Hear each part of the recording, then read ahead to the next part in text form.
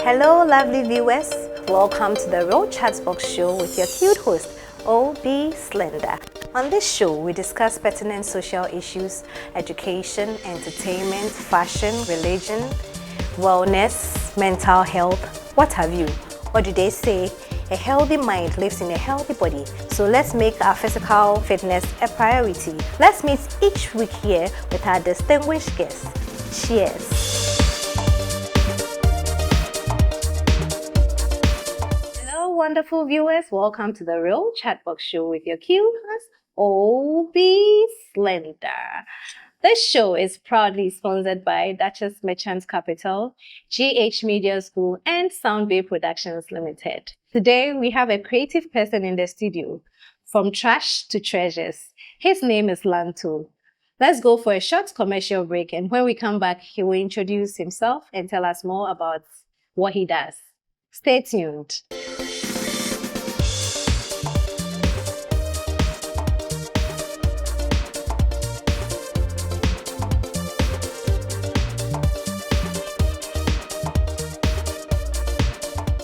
Welcome back, lovely viewers. Let's go straight to my creative person, Kwame Lanto. Welcome to the Real Chatbox Show. Today, in fact, you've been caught in the box. Sure. So tell us about yourself, your name, how it all started, where you schooled, all that. We are so interested. Well, thank you very much, and I'm grateful to be here on your show. I would like to also use this opportunity to extend a great or a warm wish to your audience. I go by the name Kwame Lanto, and Kwame Lanto is an artist from Ghana who has dedicated his practice to the use of discarded materials, trying to create meaningful out of discarded materials that educates, that inspires, and also question our contribution towards environmental sustainability. I grew up in a landfill community. People would always ask why trash, and it's because I grew up in Memphis and Miss Legon, and the times where I was growing up, Memphis and Miss Legon was actually a landfill community. So I grew up seeing how people dispose waste indiscriminately, seeing the effect it brought back to the community, and the moment we shared as children walking to the trash site to collect some of these discarded stuffs like goodies to us. So that is why I work with discarded materials, and I decided to choose a life of art, not a life of art, pursuing fine art in the Takrady Technical University, and also understudying under some artists in East Legon and also in Akwetima. So this is Azasime Kwame Lanto, and a bit about me. Okay, so you've actually answered my first question. So can you walk me through the process, how you collect your waste products? Oh, this is quite interesting for me. I would like to pick it from a point, then I come to your question. After learning the basic rudiments of art, after learning how to paint realistically from tertiary, I felt a certain kind of emptiness. Like there was one thing I need to do. So after learning these basic rudiments of art, I came back to my community where I grew up, which was Menpasem, and I visited the landfill again. And on that view, I began to see things differently. I began to see the landfill as a place of history. I saw the landfill as a place of memory. And I also saw the landfill as a place of great potentials. And the color, the form, the texture of these discarded materials began to draw me close. And that is where I decided that no, I have to find more into this philosophy or this journey as an artist to distinct myself from the normal kind of painting and drawing as artist. Yeah. So how do you balance the environmental aspect of using the waste materials with the aesthetic appeal of your art? For me, with the environmental aspect and the aesthetic aspect, as an artist, I believe that aesthetics is not only about beauty. Aesthetics goes beyond beauty. The purpose at which what you are creating serves. So beauty, as in the outward Yeah. art, is also beautiful. but the inward part, the purpose that thing is serving, to me, is also beauty. So because I know I'm working with discarded materials, I stated earlier, the color, the form, the texture of this element inspire me, and I try as much as possible to reconstruct them. I work on a philosophy or a theme I call beautiful nonsense. It is that statement that leads me into my practice, where I begin to see value out of the mundane. So in my journey or in my world where I am on the landfill, I see myself like an archaeologist excavating data. Yeah. It is excavating data because during the COVID-19 protocol, if you want to see what a certain community or a group of people are consuming within a specific space of time, when you go to the landfill, you will know what people are consuming. And if you want to tell the character of people, what they wear, their lifestyle, when you get to their trash, you know. And during the COVID-19 pandemic, 2020, 2021, even if you can't read and write, when you get to the trash side, you realize that the nose masks and the other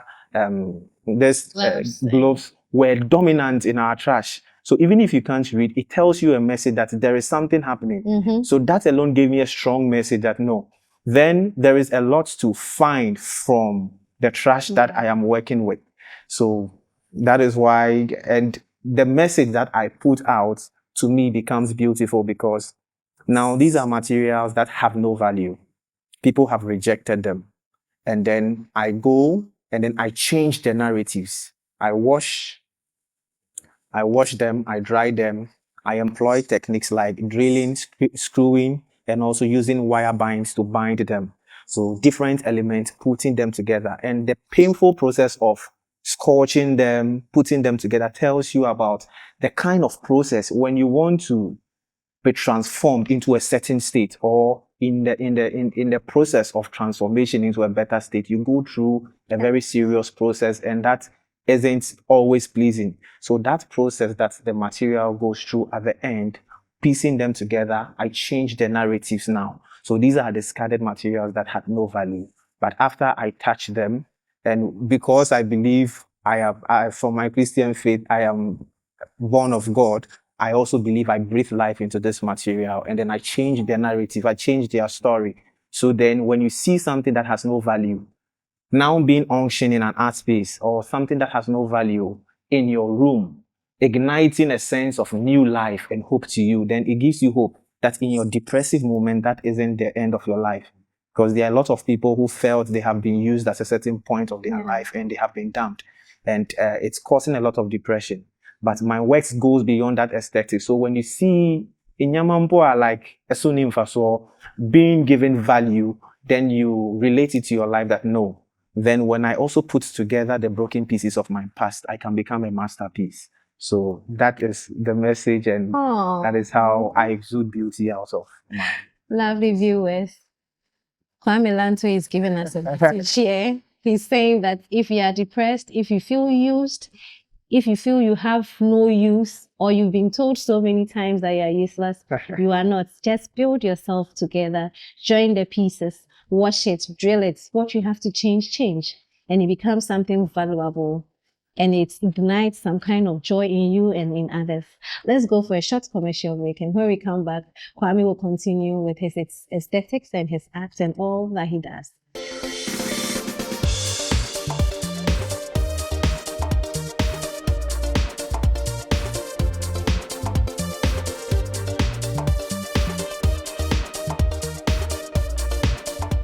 Lovely viewers, welcome back to the studio with Kwame Lanto. He was telling us how he brings trash in and makes it a treasure. Kwame, you do painting as well, right? Yeah. So the scrap, you paint it after you are done. Like, you give thing and other things to your, as she said, that's how you draw your inspiration and all that. So how does your experience with the waste materials influence your painting and the style of technique? So I stated earlier that the form, the color, and the texture of these materials, and actually the material themselves speak to me. Okay. I don't know, but for my level, I don't know. The material them Dr. just speak to me. Doolittle. An example is, let's say I work with you. You mostly see the sole of shoes and flip flops in some of my works, and I am connected to those material because if the sole of the shoe or the chalote can tell you the number of miles it has walked throughout from creation, like from production, and then to the market, to The other user. distributors, and even the users. And even with the users, we have second-hand users. Wow. And to the land, if it's able to tell you the number of miles it has walked, then you can just imagine. So I leverage on the material to tell that story. So that is how I also leverage on that to tell my story. And with plastics too, the same thing. Kwame, I really think you should do a paper on this. You know, it's a research area. Yeah, it's a research area. Yeah, you should really do a Sure, paper because sure. you have a lot of theories in there, you have philosophies in there, you have Sure. lessons to teach and telling us our culture, even going to the dump sites. Yeah. You know what they eat, what they wear, how they live. Yeah. It's a whole lot. So that's the challenge to you, please. I'm waiting for that paper. Maybe Sure. you can do a collabo on that. Sure, don't worry. Okay, so do you see any connection between your painting and the Waste Act? Yeah. Or are there any distinct practices of you? For me, they are one, and they are one because my practice connects to discarded materials and painting, inspired by art pauvre, which is an art movement in the 20th century. And it's when artists began to use everyday used materials to create their sculpture pieces. It was an art movement. Okay. And an art movement also, which is assemblage and construction, where the artists began to also collect discarded materials and they constructed them to create an art piece. And inspired by the fact that African art themselves, which are the mask, when you come to Africa, we try as much as possible to even make use of some of the to make good use of, to use secondly the materials that we create. So you look at the gallons, which are like for oil. After we use them for storage again. And the fact that African masks were also created from found objects. So based on these philosophies and based from these ideas and art theories, I also put together this to create mine. So that is why I work with the material. Are there any particular artists or styles that inspire you? Because I can see there's somebody inspiring actually. You have a mentor, like somebody that inspires you to do what you do. For me, first of all, God is my greatest source of inspiration because of the fact that He breathed life into man. And I see myself as a God breathing life into discarded materials. And secondly, my professors in school has been a great source of inspiration to me. I stated that I learned the basic rudiment of art. I could paint very well. So even the stigma around painting very well and a tertiary graduate coming back to go to the trash to collect waste didn't connect because I had a lot of challenges. You could paint very well. You were making something good for yourself. Why the trash? Why? Yes. So there were a lot of stigma, but I had some professors who told me, no, it's a good step. They encouraged me. So they have been a good source of inspiration for me. And artists like Ella Nachi has been a great source of inspiration for me. How do you think art can be used to raise awareness about environmental issues or promote sustainability? Thank you very much. This is quite an interesting question. For me, before I answer the question, I would like to come from somewhere. When we talk about art in general, here in Africa, we see art to be only painting, but art goes beyond painting.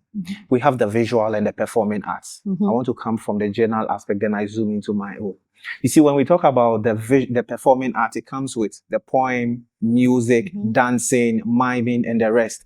And through that, people are able to change emotions through them. And when it comes to the visual art, we have the photography, the carving, the painting, just to mention but a few. So for me, as an artist, I see art as a universal language. It is a language everybody can understand. It is a language the hearing impaired can understand. It is a language that the Chinese can understand. It is a language that the French can understand. And it's the language that anybody, anywhere. It means that art is not bounded by, it has no boundary. So if I'm an artist and I want to communicate to a larger audience and I write in Chi, I limit myself. But when I put a painting out, or I begin to act, or I put a music, a rhythm out, you see that because it is a language that has no boundary, I'm able to reach a wider audience. And I connect this to the COVID-19 pandemic. When it came, a lot of writings were coming about the protocols. And a lot of our mothers didn't understand because they couldn't read. And even those who can read don't have the time to read all these theories. So UN gave a call to creatives. And that was where the world felt that creatives were very important. So with a sketch, you can see that, okay, this is social or physical distancing. This is that, this is that. And you are able to comprehend. So the person who is even blind, but can hears a song about it and is able to understand that, oh, okay, these are things that we should do to be able to. Do you get me? So art is a universal language. And that is why I think for me as an artist, collecting discarded materials and now raising awareness on them. So materials that you think are useless. Now you see them in a space, you see the mark, the process they have been through, and how they have been transformed into something meaningful. Then it begins to question you, the individual facing the piece. So my work goes a long way to question our contribution towards environmental sustainability. So the first question, I remember one of my group shows, I had somebody came to me. This is just a direct answer to your question. The woman came to me and was like, you have changed my perception about waste. I never knew it can be transformed to this beauty. From now, I am going to keep my waste and give it to those who need them. And that is impact right there without speaking. So that is how I'm able to do that. So then you become an advocate for... Exactly. For my paintings. Lovely viewers, let's go for a short commercial break. And when we come back, Lanto will continue his story with the trash.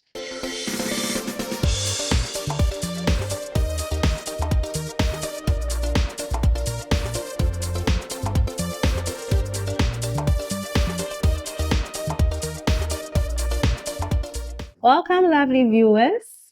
Let's continue our story with Kwame Lanto. Kwame, your achievements.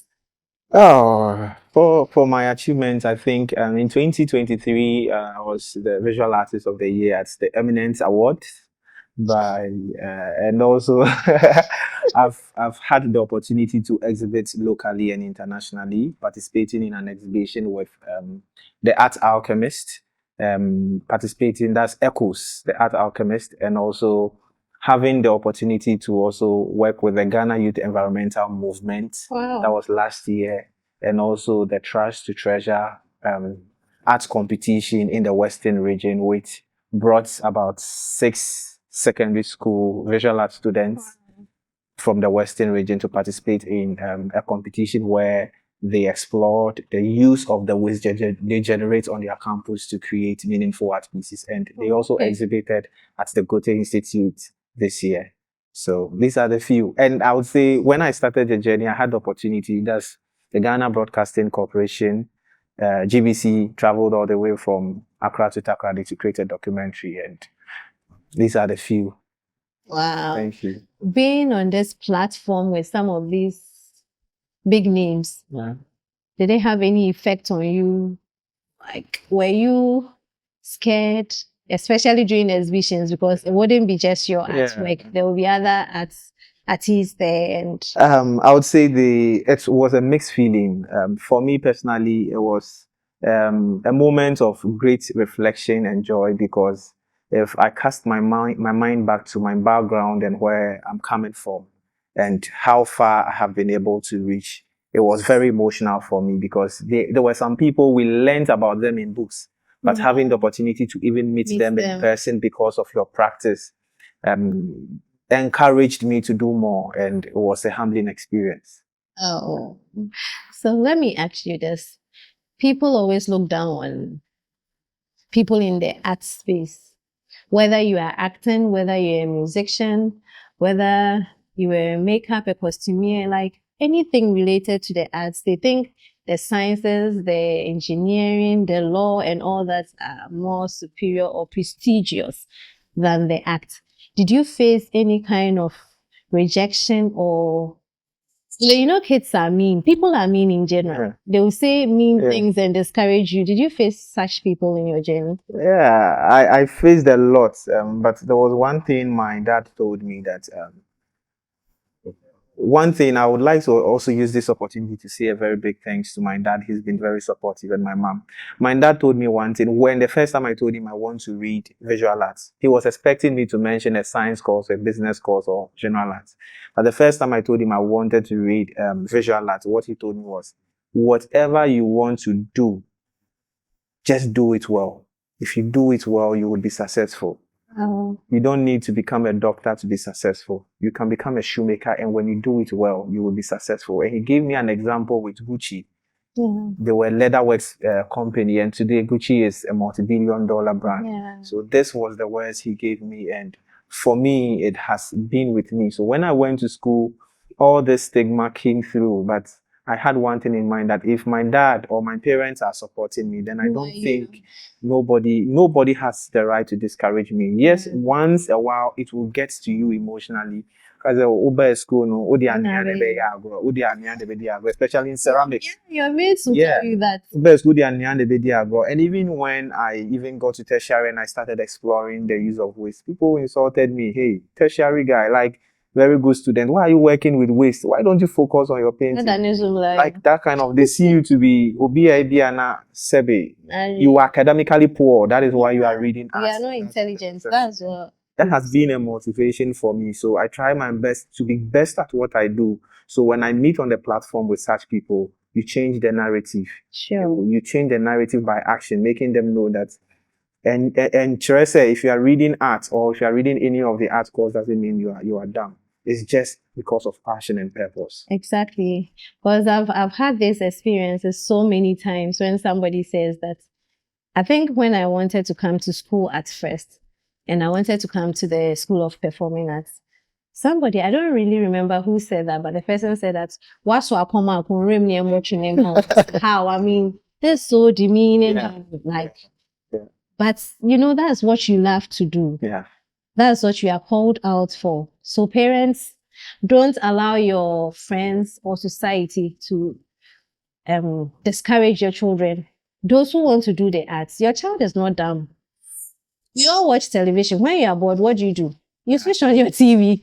You watch what is going on. You go to TikTok. We are looking at this content creators, influencers, and all that, and you are happy. Yeah. So if your child, and now they have the money. Yeah. More what's now office now, lawyer now, because now at the end of the day is what comes in, what fulfills the person, what it brings to other people. Because Obia is depressed, now onya people around him cracking jokes, reading like these things.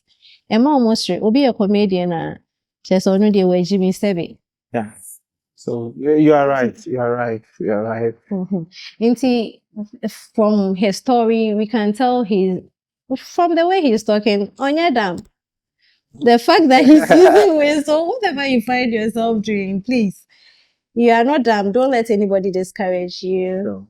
Okay, so how do you think your act contributes to the broader conversation about waste sustainability and the creativity that it brings about?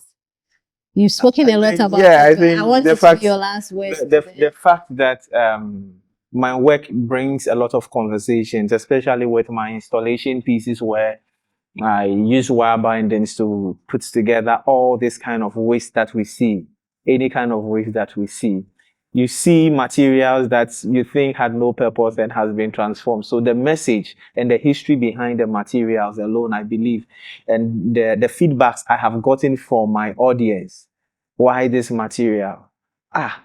These are materials that you think had no purpose. Mm-hmm. Today they are serving purpose. Why? So the questions that come out of it is what makes me think that my work is also contributing to the broader conversation. Oh. Yeah. So do you have any projects coming up?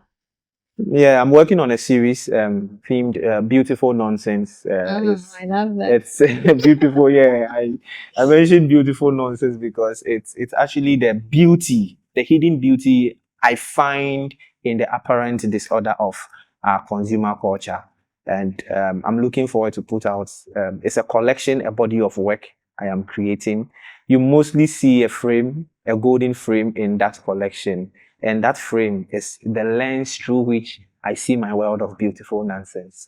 Expect that. Oh, Yeah, expect that coming. beautiful. Yeah. He says beautiful nonsense. And I love that theme that he's chosen.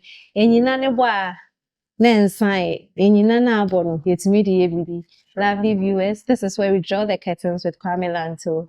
See you some other time on the Real Chatbox Show with your cute host, Obi Slender.